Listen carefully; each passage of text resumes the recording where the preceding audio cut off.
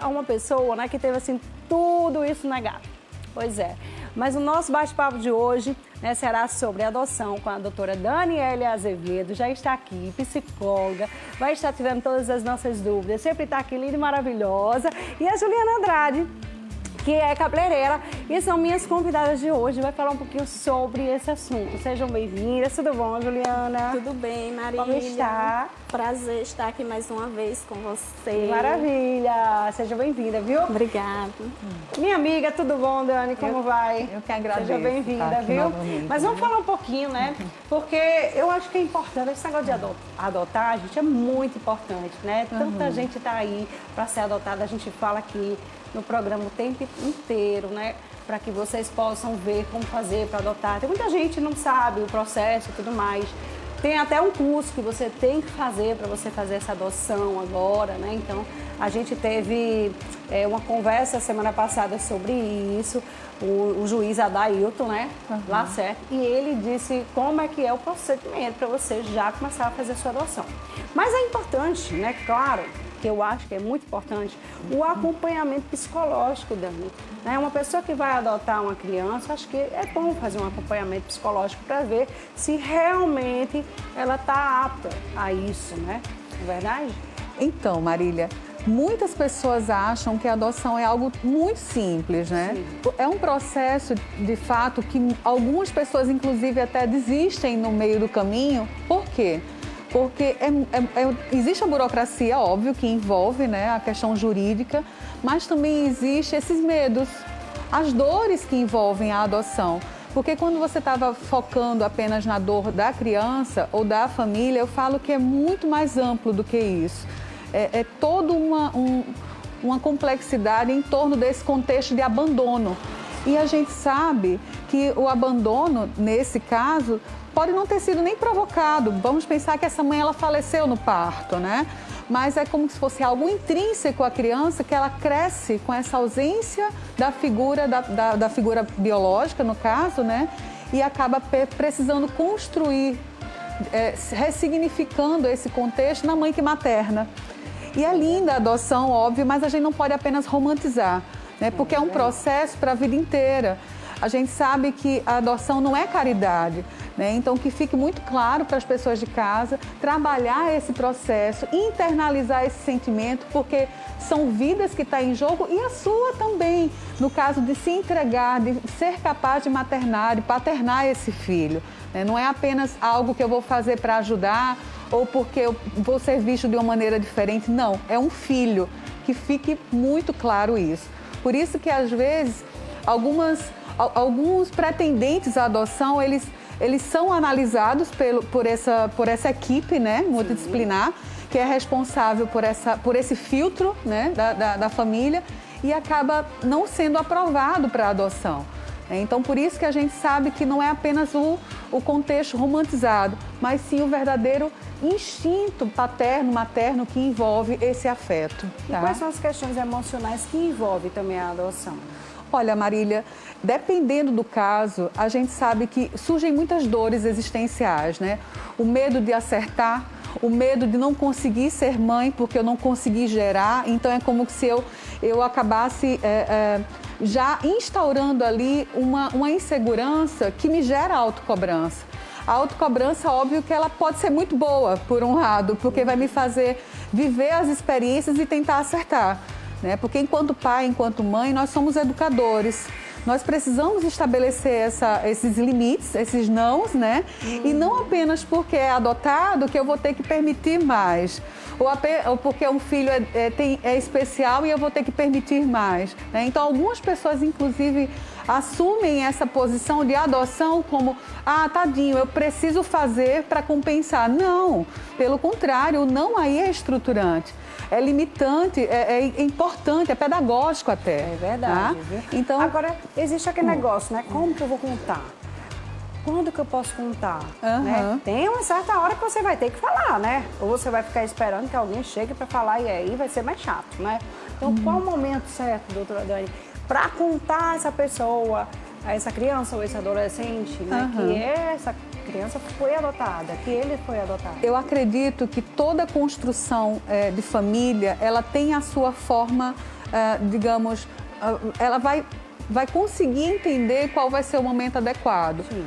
Porém, eu deixo muito claro aqui que saber das nossas origens é algo muito importante. É importante, inclusive, para a gente na fase adulta, porque pensa comigo, se a gente for analisar isso de uma maneira mais, de maneira inconsciente, né, desse caso, eu sou fruto de uma relação sexual. Existem estudos que comprovam, inclusive, que as crianças que não sabem da sua origem, elas passam a desenvolver precocemente a sexualidade. Então, são pessoas que na fase adulta sofrem nesse contexto sexual. Por quê? Porque inconscientemente, a única informação que elas têm da origem é que elas foram frutos de uma relação sexual. Óbvio que aí eu estou puxando sardinha para a minha questão de Freud, né?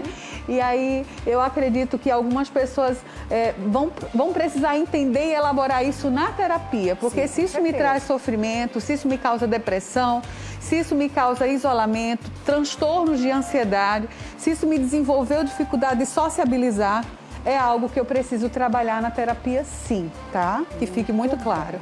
Juliana está aqui. Juliana vai contar um pouquinho da sua história, né, Juliana, pra gente. Isso, Marília. Conta aí a sua história, mulher. Mulher, não foi uma história nem tão fácil, mas eu posso dizer que hoje eu me superei, né? Que bom, maravilha. Porque eu perdoei.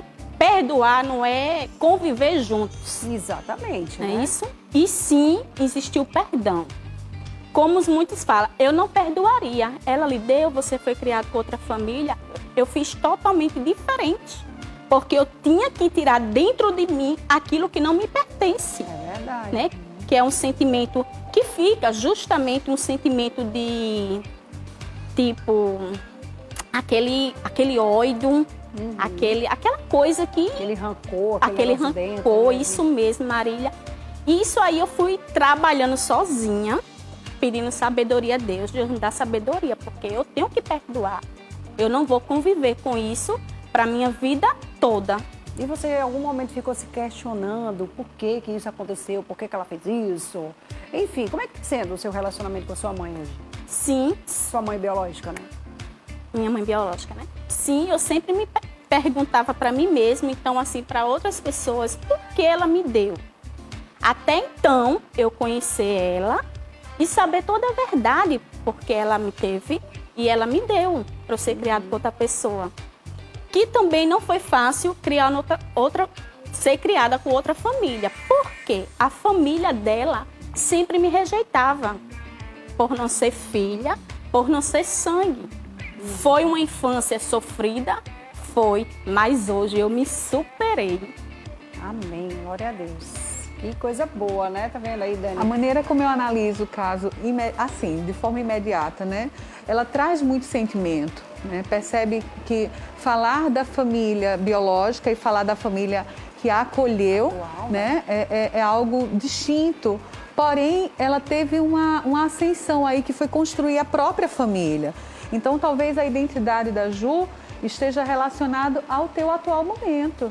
E isso é lindo, né? Porque você conseguiu se ressignificar nisso, né? E a questão do perdão, de fato, você já insere um histórico anterior. Então, eu precisei passar por cima de. Mas por que é importante ainda falar desse perdão hoje?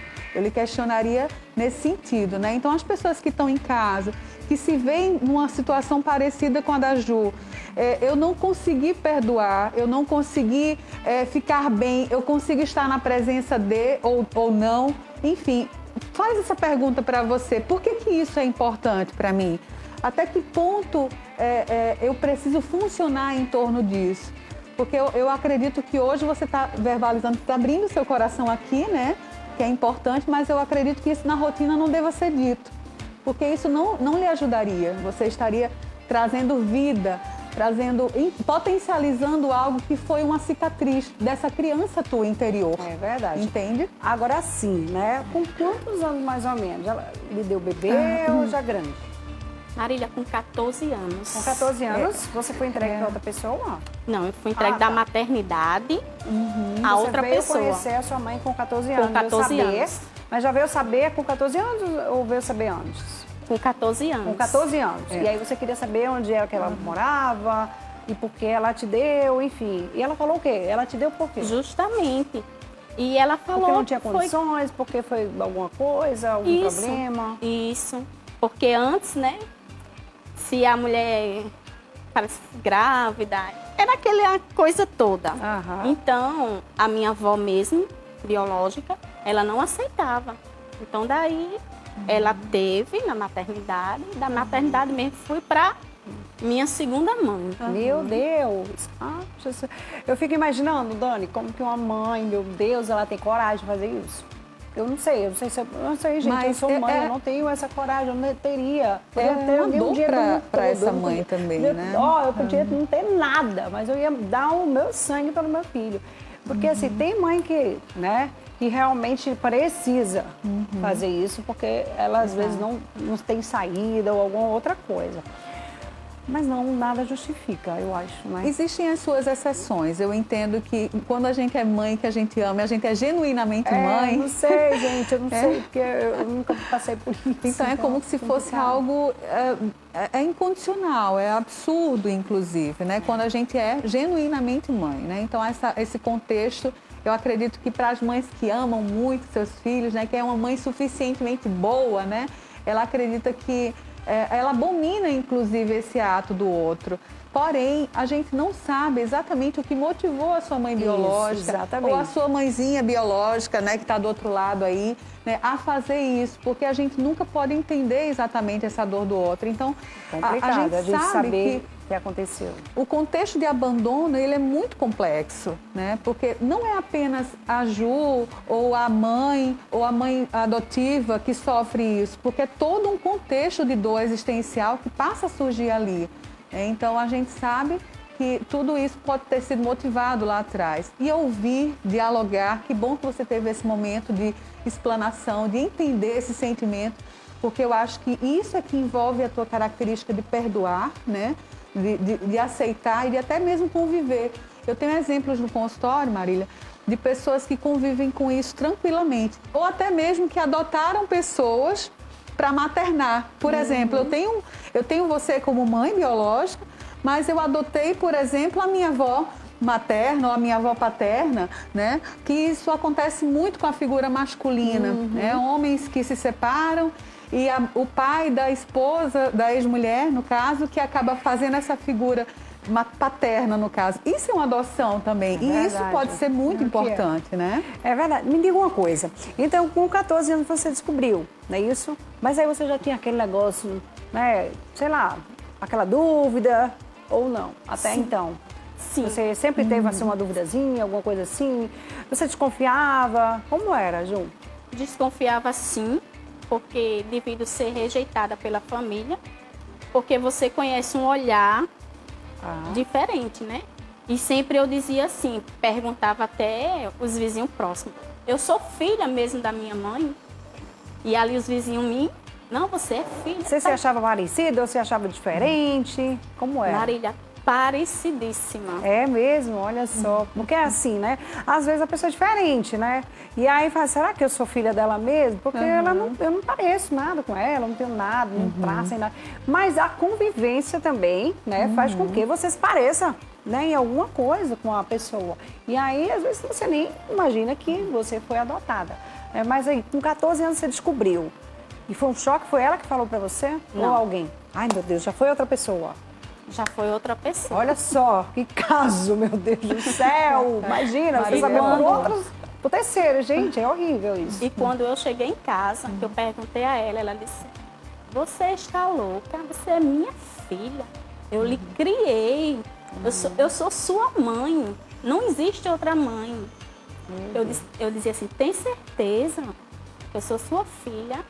Ela disse, não foi portanto, quando ela descobriu tudo, que eu fui para a cidade próxima, que minha mãe legítima, que é falecida, né? A que me criou, que é falecida, é de Itabaiana, e minha mãe legítima é de Mogeiro. Certo. E eu fui para Mogeiro. Conhecer sua mãe. Conhecer minha mãe. Comecei a conhecer a minha tia, parte de pai. Conheci minha avó, em seguida eu conheci minha mãe. E como foi esse encontro, Juliana? Eu já tô curiosa, gente. É porque assim, Eu quero saber, depois eu vou contar um porquê. Mas como é que foi esse encontro, assim, você com a sua mãe biológica? Foi aquele encontro, assim, de novela? Fazer igual a minha mãe, né? Foi aquele encontro, ai, mãe, ou foi aquele negócio meio... Eu quero conhecer, saber quem ela é mesmo e pronto. Não, não foi bem assim, não. Foi uma coisa normal. Foi portanto que, como é interior, né, o povo... Já quer saber, o povo tititi, tá. Olha, Curioso é o povo, viu? olha a filha que graça deu. Meu Deus, né? Começou. E ela veio atrás da mãe, porque hoje é dúvida para muitas pessoas. Ah, eu não quero conhecer minha mãe, ela me deu, então ela não existe. Mas eu pensei diferente. Eu disse, não, eu tenho que conhecer minha mãe. Porque ali gera um sangue, né? Parecido mesmo. Como é o tratamento hoje? Hoje eu trato ela muito bem, Marília. E ela? Como é que ela é? Também Ela é uma ela pessoa liga, boa, ela liga, ela demais, maravilhosa, Graças a Deus. demais mesmo. Então tá sendo mais atenciosa e tal. Ela Sentiu liga. remorso quando ela lhe viu, hein? Meu Deus. Foi Ela teve um choque? Não. um pânico, né? Começou a chorar. Meu Deus. Achei que ela soluçava. Não, mulher, tenha calma. Você tinha 14 anos? Tinha Ou já 14 tinha anos. mais um pouquinho? 14 anos. Nossa. Eu tô falando assim porque eu não tenho pai, né? E eu conheci o meu pai, eu tinha acho que 18 anos, por aí. Você tem ou não tem pai? Não tenho mais pai, mas eu conheci o meu pai depois, quando eu tinha 18 anos. Pai Minha mãe já era biológico? separada, Tá. tal, há muito tempo. Eu morava em Teresina, eu sou de Teresina. Aham. E aí a gente veio morar aqui, eu era bebê, um ano e pouco. Então quando meu pai veio pra me conhecer, eu não senti nada. Minha mãe achava que ia ser aquela cena de novela. Ai, minha filha, meu pai. Não, gente, não teve aquele sentimento, né? Não sei o porquê, não sei explicar. Mas não tem normal. Pra mim era como se ele fosse uma pessoa que eu estivesse conhecendo ali a primeira vez. Né? Então não teve aquele sentimento de pai e filho, sabe como é que é? E assim, a gente sempre se falava por telefone, sempre prometia, fazia promessas que vinha ver e tal. E meu sonho era passear com meu pai no shopping, era ter as... Ah, eu vou comprar isso, eu vou comprar aquilo com meu pai. Aí fazer, pai, manda isso, pai, compra isso pra mim. Ele nunca fazia nada. Tá, minha filha, eu vou mandar. Então deixava a gente sempre e não fazia. Então, quando ele veio, não tinha aquele amor de pai e filho, entendeu? É uma coisa, eu acho que é parecida, assim, não sei. Pode ser que seja um pouco parecida quando você descobre que a sua mãe deu para você ser adotada por outra pessoa, né? Deve ser acho que um sentimento mais ou menos parecido quando você conhece a pessoa. Você vem conhecer depois de grande. Você não teve o contato, não teve aquele negócio de amor de pai, filho, ou mãe, filho, não é verdade? Eu acho que não é tão diferente, né? Mas aí meu pai morreu um mês depois, acho que foi assim, ele veio só para me conhecer. Aí Deus, vai embora, tá bom, já conheceu. Então assim, foi uma coisa bem, sabe, não tive contato mais nenhum. E não foi aquele dia único para você, né? Não. Porque ele era, no caso, pai biológico. Exato. Mas foi um pai biológico ausente, né? A figura paterna ausente, e você construiu talvez uma figura paterna que tenha sido muito já importante para você ao longo da vida, que foi compensatória. E esse significado de recompensa é muito importante, porque nos estrutura enquanto ser. É verdade. Eu nunca tive outro pai, nem padrasto, nada. Sempre tive minha mãe. Minha mãe sempre foi pai e mãe. Então, minha mãe é meu mãe e pai, né? Ser meu mãe, pai. Mãe, pai e mãe, enfim, sempre foi meu tudo, né? Então, assim, nunca senti falta, assim, de dizer, sentia de vez em quando ele ligava. Aí eu fazia, nossa, queria ter um pai. Eu via minhas amiguinhas, né? Todos tinham pai. E eu não tinha. Então, assim, é uma coisa bem, né? Só que eu sou muito boa com isso. Então, eu quero até que meus filhos fiquem perto dos pais deles. Que aproveitem bastante, sabe? Porque eu acho que é muito importante. Se você tem junto, né? Como você tem agora sua mãe, você já conhece, já perdoou, tem um contato, né? Aproveita, né? Foi um erro, mas né?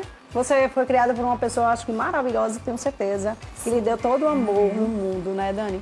Então, você tem que só agradecer. Teve duas mães, né? Infelizmente, uma não aproveitou muito, né? agora está aproveitando. É verdade. A gente desmistifica aqui, Marília, o útero biológico do útero social. É verdade. Olha, o tempo inteiro você falando isso, a Juliana também, e a gente é construído dentro do nosso meio. É verdade. Os sentimentos, as emoções, nosso comportamento, as nossas escolhas profissionais, né? Nós temos uma pessoa que ama o que faz, que ama o que está ao redor. Por quê? Porque ela teve a oportunidade de se ressignificar. E isso é lindo, né? Porque o universo social, né, pôde promover isso. Então, por mais que você tenha tido essa dor lá atrás, por mais que a Ju também tenha tido, né, mas vocês conseguiram desconstruir. E tá aí, Dia das Mães, domingo agora, né? Para as pessoas tentarem resgatar esse sentimento. Se não é com a tua mãe biológica, que seja com aquela que lhe maternou, porque todo ser é capaz de maternar ou de paternar. Verdade, né? Então, seja até um animal de estimação, né? Como nós conhecemos muitas pessoas, fulano dá muito bem com animal e não mais com criança ou com... É como né? se fosse o filho, né? A Janaína tem 3, né, Janaína, em casa. Né? 2 gatos, um cachorro, né? Uma cachorrinha, uma cadelinha. Pois é, então, são os filhos, Jana. Então, esse é o instinto materno, né? Então, que a gente possa contemplar isso, É verdade. Marília. Você tem filhos, né, Júlia? Não tenho. Você já tem? Não, ainda não, né? Ainda não. Mas se Deus quiser, vai ter seus filhos e queiram eles, viu? Por favor. E eles com muito amor e carinho. Porque, assim, o interessante é que a gente, né? Quando a gente recebe amor, é muito bom. Mas quando a gente não recebe amor, a gente quer dar o amor que a gente não recebeu para os nossos filhos. Mais ainda, né? Mais ainda, né? Tem isso também, né? Ou quando você recebe muito amor, a gente também quer passar aquele amor para os filhos da mesma forma que você recebeu. Aquele cuidado, aquele carinho, aquele negócio, aquela proteção. É muito, muito bom ser mãe. Ai, meu Deus, é muito bom ser mãe, viu, Ju? Vai ser mãe, Ju. Obrigada, gente, pela participação de vocês. Obrigada, doutora. Obrigada, Ju. Voltem sempre. Feliz Dia das Mães para vocês. Amém. Eu que agradeço. Junto com a sua mãe também. Queria aproveitar 2 minutinhos para falar, né? Claro. Daniela Azevedo, Espaço Terapêutico, está abrindo as portas hoje para essas que mães, para essas maravilha. esposas, para essas namoradas, namorados, terapia de casal, família, sexual. Né? E estou muito feliz por estar inaugurando esse dia, esse início de maio, aqui com você. Ai, que bom. Então vai dar muita sorte, viu? Vai sim. Sucesso para você, Obrigada. Dani. Tudo de bom, né? E é sempre um prazer te receber aqui, viu? Esse bate-papo com a gente aqui é ótimo. Eu que agradeço. Muito bom. Mas olha, gente do céu, chega pra cá.